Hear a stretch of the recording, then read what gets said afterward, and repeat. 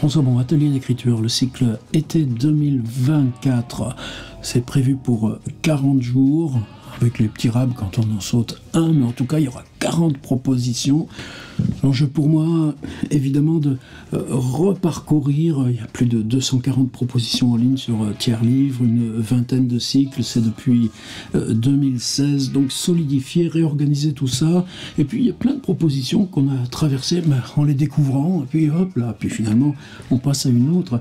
Là, je voulais pour ce cycle, comme on vient de le faire pour Nathalie Sarraute par exemple, pouvoir entrer plus en profondeur, et l'avantage c'est que si on reste 3 séances, en variant les angles d'approche, comme on l'a fait sur Nathalie Sarraute, eh bien, vos textes à vous aussi trouvent plus facilement les mortaises, les tenons et mortaises, comme on disait autrefois dans les métiers de la menuiserie et de la charpente, pour s'assembler et éventuellement dessiner un projet d'écriture. Alors avant d'entrer dans notre proposition 18, évidemment, je suis tellement surpris du nombre de gens qui regardent ces vidéos au jour le jour, un nombre considérablement supérieur à celles et ceux qui sont inscrits dans le cycle et publient leurs contributions. En même temps, on vient de passer les 1100 contributions en ligne, en même pas là, alors qu'on est juste même pas à la moitié du cycle.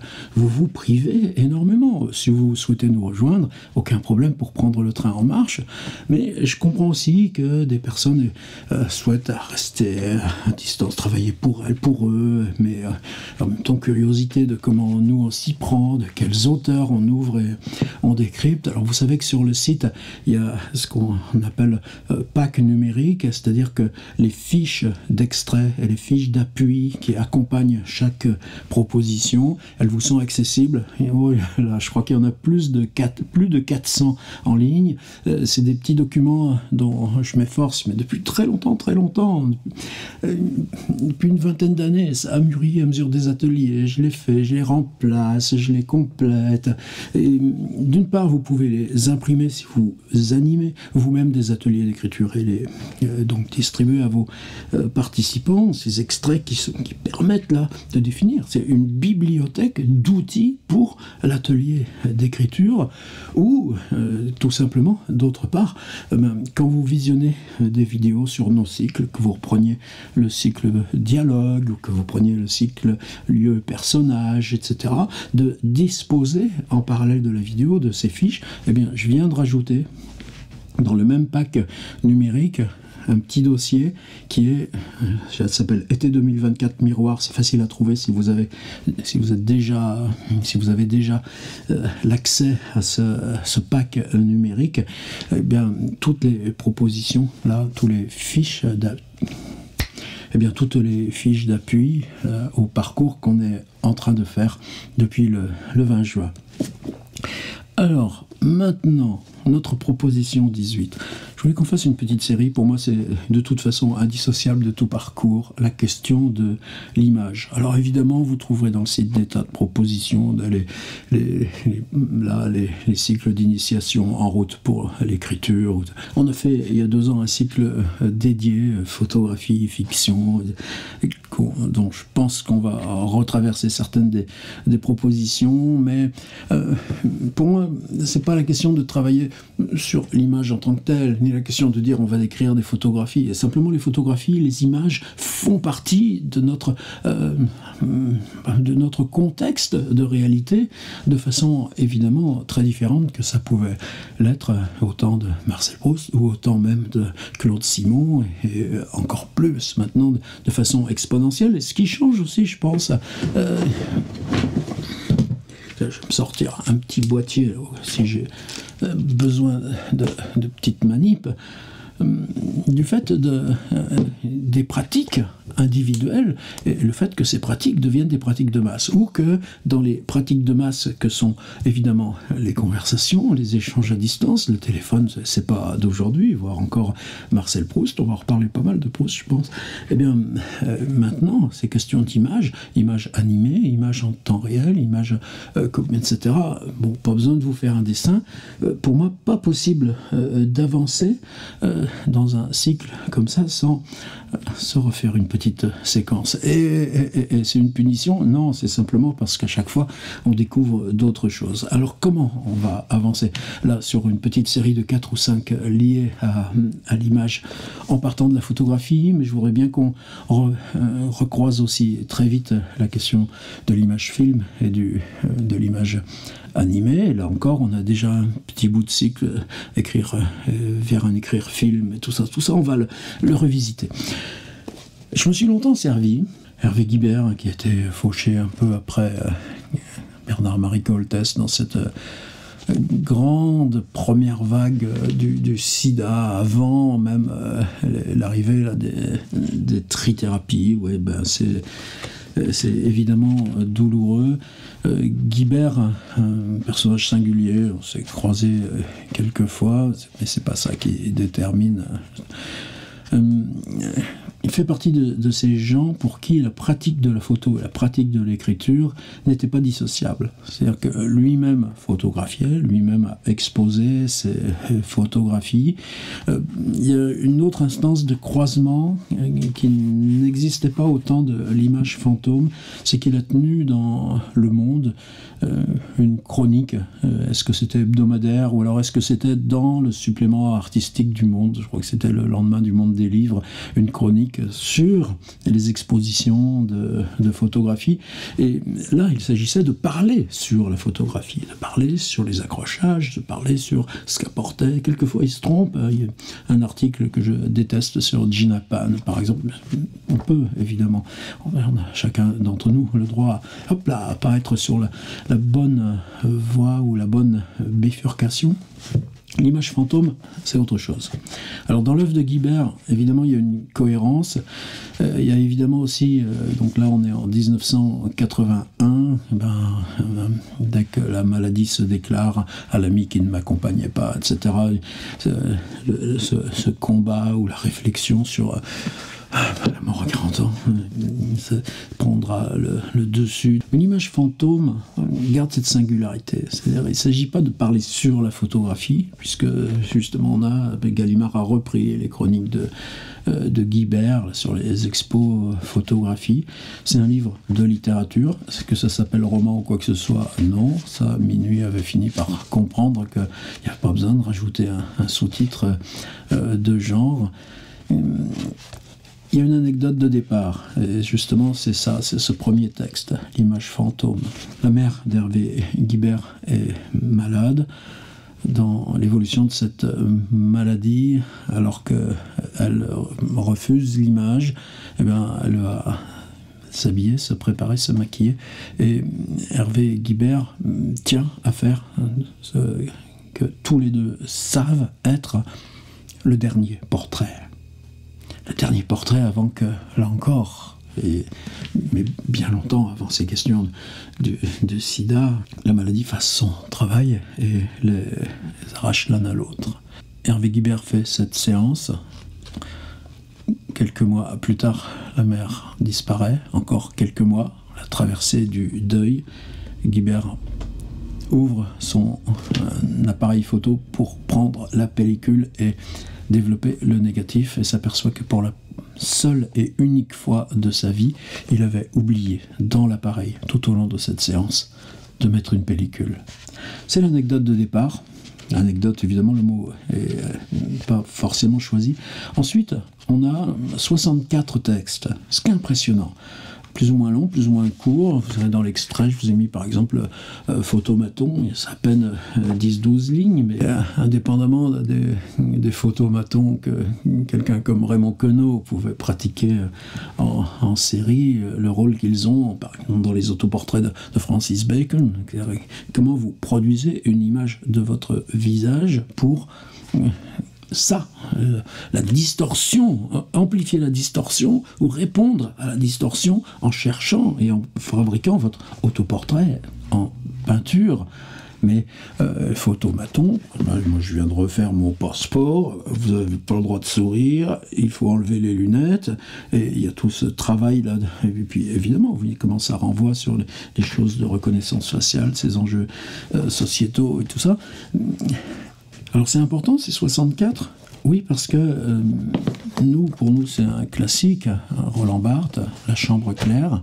Et, vous savez l'histoire, donc Roland Barthes était en train de corriger les épreuves, le livre était prêt à paraître, le livre était terminé quand, en sortant de son cours au Collège de France, il ne fait pas attention à cette camionnette de blanchisseur qui le fait disparaître à 62 ans. En un instant, toujours se méfier de l'après-cours ou de l'après-atelier, mais pas de plaisanterie avec ça.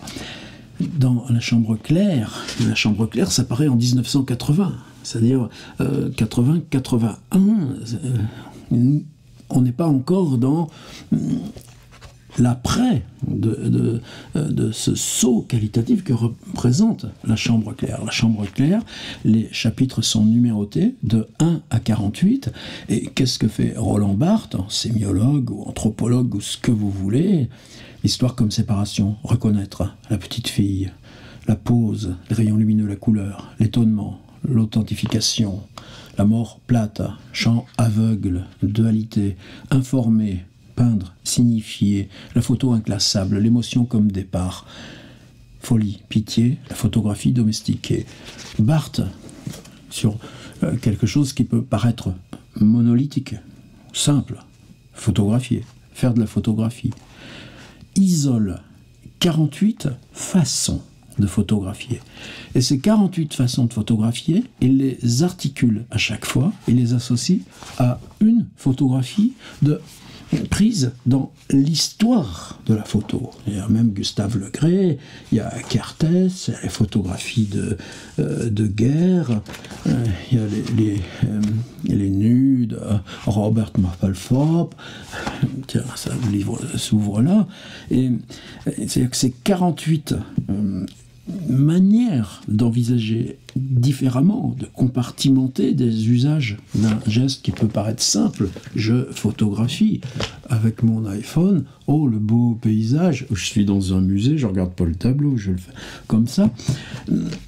Il construit leur naissance et leur identification d'après l'histoire du média lui-même. C'est pour ça que c'est un livre depuis indépassable, mais les deux livres quasiment naissent ensemble.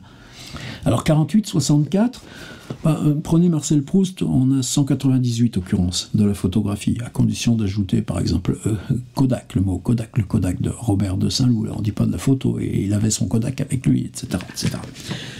Mais vous savez que dans Proust, cette histoire de la photo, par exemple, une des toutes premières occurrences, l'enfant est avec Françoise, sa gouvernante, on revient de la balade sur les Champs-Élysées, la photographie c'est pas artistique, on voit ça sur les trottoirs, eh bien elle achète une photo du pape Pie VII, je sais plus quel Pie, et lui achète une photo de la Berma, avec ses petites économies, avec sa petite pièce d'étrenne d'enfant. Et là, on a 3 pages extraordinaires. C'est-à-dire, Françoise, la photographie du pape qu'elle achète, il y a une mitre, il y a une crosse, il y a un habit sacerdotal. On ne voit pas le visage, on voit à peine 2 petits yeux. Mais c'est la photo du pape. Lui, il achète une photo qui ressemble à une photo de Sarah Bernhardt Parnadar, mais peu importe les sources, c'est une femme dans la fleur de son âge, assise en pantalon sur une chaise et fumant avec un porte-cigarette. Il y a une aura de scandale, de liberté, certainement, mais est-ce que c'est l'actrice? Non, parce que l'actrice, ce qu'il a défini, c'est le jeu, c'est le mouvement, c'est l'inflexion sonore, c'est la relation aux autres, donc lui n'a pas acheté la photographie de l'actrice. Vous voyez, ça y est, on est dans le truc. Alors, moi, je me suis souvent, évidemment, servi de l'opposition de ces 2 livres.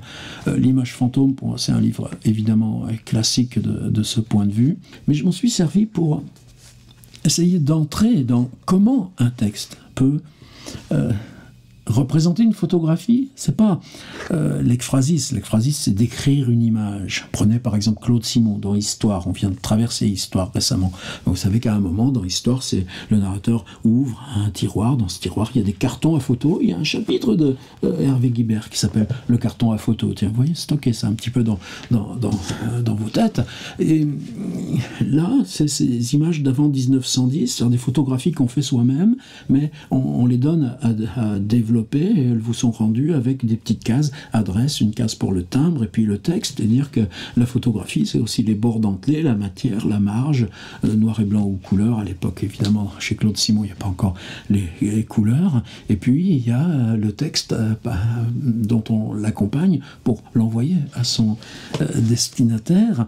Et là, ce qui est fabuleux dans Histoire, c'est qu'on a une suite de paragraphes qui sont rectangulaires, donc homothétiques à l'objet qu'il représente, et qu'il n'y a pas de ponctuation à l'intérieur. Donc qu'est-ce qu'on regarde d'abord? On regarde le gros thème, le gros sujet, et puis on s'en va vers le détail, ou bien on part de l'impression générale et on isole le sujet, et puis est-ce que l'arrière-plan ça compte, et puis ainsi de suite et ainsi de suite. Alors je voulais aujourd'hui qu'on revisite l'image fantôme d'une façon neuve pour moi, ordi. Voilà la version numérique. Voilà la table des matières. Et la table des matières, je vous la mets dans l'extrait. L'extrait, ce sera un extrait de la table des matières. Les lunettes à lire la pensée. Tiens donc, l'image fantôme, l'histoire que je vous ai dite, l'image parfaite, la photo de famille, l'inventaire du carton à photo, la photo animée, mais l'holographie. Et la photo d'identité. Photo d'identité 1, photo d'identité 2. Il n'y a pas quelque chose à faire, ça? Avec nos photos d'identité il y a 20 ans ou il y a 30 ans. Je parle pour moi. Hein. J'en ai encore bien plus que ça. Le photomaton, ce qui est différent, même si on peut faire des photos d'identité dans les photomatons. L'autoportrait, mais la radiographie. Bon, vous avez déjà ça dans Marcel Proust. C'est une image, mais une image du corps par l'intérieur. Mais prenez par exemple comment ont évolué en 2 ou 3 décennies les jolies petites photos du bébé dans le ventre.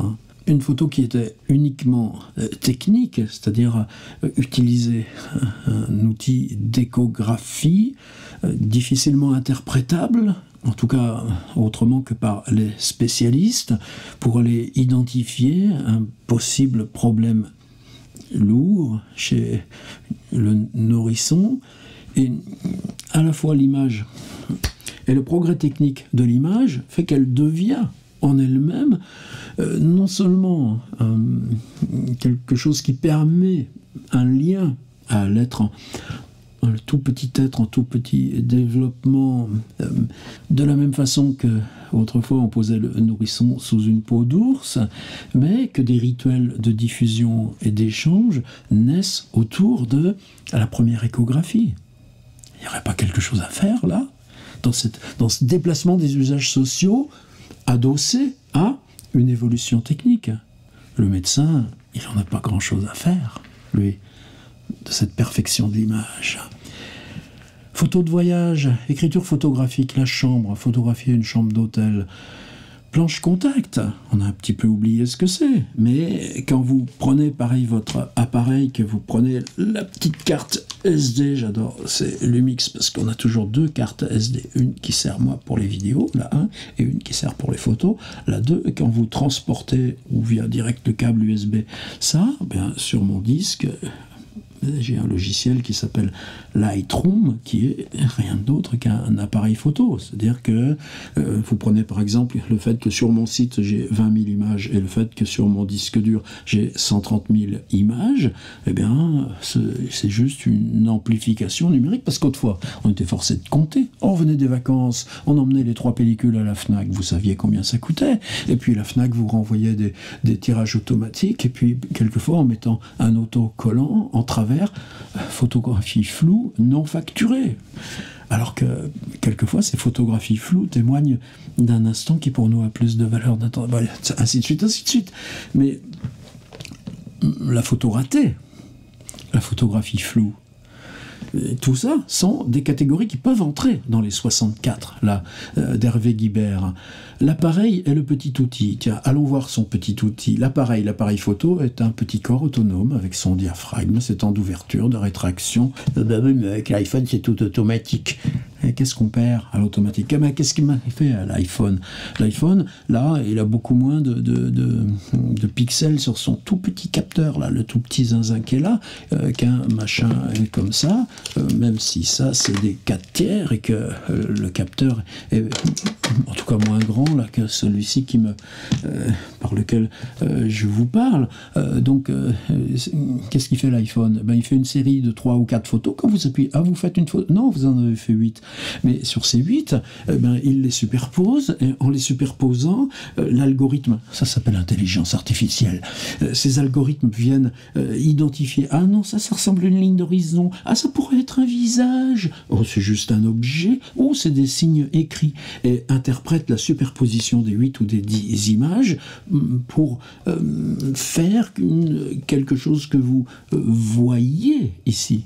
Est-ce que ça existe des photographies des constellations? Ben non, c'est juste des fichiers binaires qui vous sont envoyés. Reconstituer une image native, une image qu'on interprète comme étant celle de l'espace, c'est parce que vous utilisez votre aptitude éduquer progressivement dès l'enfance à dire ceci est un livre. Tiens, c'est le Commonplace Book de H.P. Lovecraft aux éditions Point Seuil, ça vaut 6 €. Vous l'avez déjà. Et selon ce que vous avez appris à identifier, c'est-à-dire une image mentale et un objet, et les deux sont en cohérence, vous projetez sur une image venue de l'espace, reconstituée en fonction de ce savoir d'interprétation. C'est ça qui rend ça infiniment urgent à s'en occuper en tant que tel. Non, à se dire que quand on écrit, tout ça c'est présent. Donc il faut travailler avec. Et donc, écrire. Le petit outil. Pourquoi tu prends tes photos avec ce petit appareil ridicule? D'abord, c'est pas un instamatique, ça fait pas sérieux. Tu pourrais t'acheter un vrai appareil photo, un Leica. Probablement. J'ai pas choisi cet appareil, il m'a convenu. Il est pas lourd, il peut se mettre dans la poche. On peut le passer sans problème dans des endroits où il n'est pas bien séant de prendre des photos. Mais j'aime qu'il ne fasse pas sérieux, comme tu dis, il n'instaure pas avec les gens qu'aux photographies, ce rapport sérieux, professionnel, rentable, il ne s'impose pas. Eh bien, toute la logique de miniaturisation de cet appareil, entre une petite GoPro et celui-là.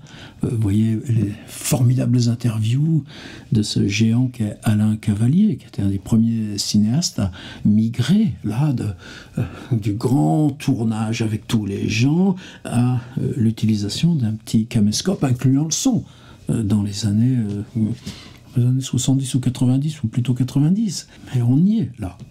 Alors, je reviens à la table des matières. Préméditation, la séance, la belle image, photo porno, le scotch rouge, danse, Polaroid. Tiens, ça revient à la mode, les Polaroid. Qu'est-ce que c'est? Un appareil dont tu sors immédiatement une image. Donc elle est de moindre qualité, elle tiendra moins dans le temps, mais elle est la trace matérielle. L'image, sans la médiation temporelle, du développement de la pellicule ou du transfert de la carte SD, du passage au logiciel et du renvoi vers l'impression. Est-ce que ça change au fait qu'une image, on se la fasse imprimer? Des fois même, moi je fais ça sur des petits trucs aimantés, puis après vous pouvez les coller au frigo, ou simplement qu'on la publie sur le web, ou qu'on la garde pour ses propres balades sur un petit coin de disque dur. Vous faites des sauvegardes, hein. Et oh, j'avais oublié les diapositives. Ceux de ma génération se souviennent même du tchlik-tchak. Vous savez, ces tambours en rond, et puis ces appareils qui ronronnaient, là, comme ronronne mon disque dur, parce que je parle en ayant le truc à côté. Mais les diapositives... Alors j'aurais bien tendance, comme on va faire une petite série de 4 ou 5, moi qu'est-ce qui change dans ce cycle? C'est-à-dire que si on fait un cycle hebdo, il faut que tu mettes tout là dans la proposition. Moi je dirais on va faire par petites étapes. Et la première petite étape, eh ben, Roland Barthes, lui, il y en a 48. Hervé Guibert, il y en a 64. Je vous mets un extrait avec la table des matières. Disons, allez, 3 ou 4 textes, exemple, comme son photomaton. quand, où, comment les photomatons. Vous savez que sur ma chaîne, moi, c'est une des vidéos, c'est la vidéo la plus regardée. Une fois, c'était à Auchan, Tour Nord. Il me fallait des photomatons pour je sais quel... Bon, ma carte de train, ma carte de réduction famille nombreuse pour la SNCF. Vous voyez, ça remonte. Oh là là, ouais, il y a au moins 15 ou 20 ans. Donc, c'est les premiers temps où j'avais un petit appareil comme ça. Donc, je mets en vidéo, puis je fais toutes mes opérations de photomaton en me visionnant dans la glace. Et puis, j'ai appelé ça à la vidéo photomaton mode d'emploi. Franchement. Donc ce que je vous propose pour cette 18 séance, quelque chose de, j'allais dire, où il va s'agir de ne pas écrire. Bien sûr que si, vous allez écrire.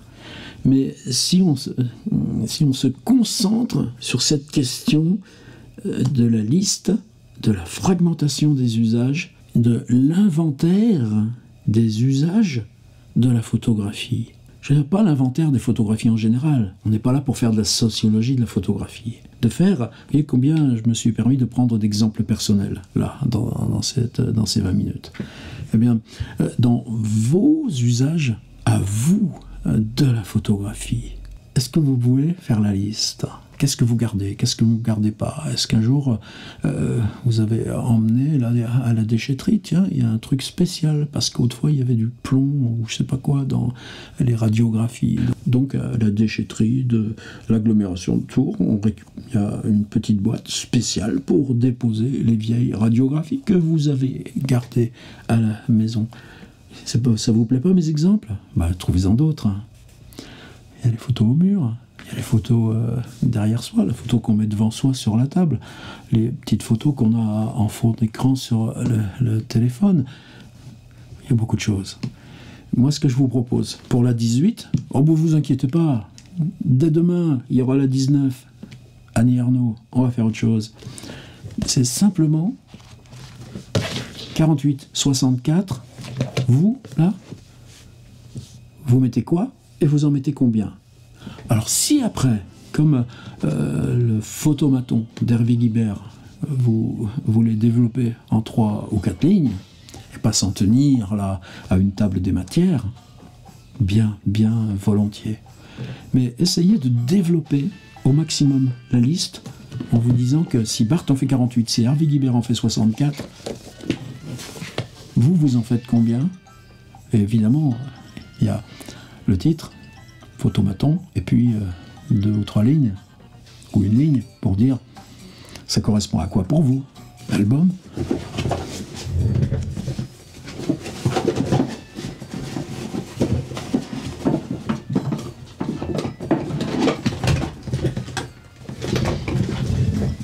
Tenez pour la fin, je vais vous montrer ça. C'est quoi ? Petite boîte noire comme les Airbus ? Non, c'est tout simple, c'est un tout petit disque dur.